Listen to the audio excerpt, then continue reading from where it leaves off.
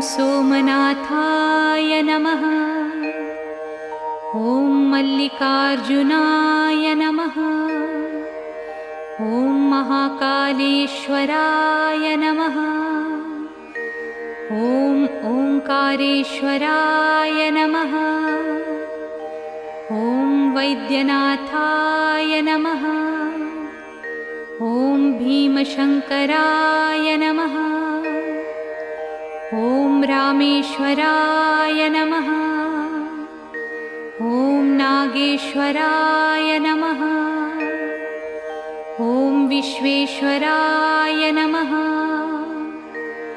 ॐ त्र्यंबकेश्वराय नमः।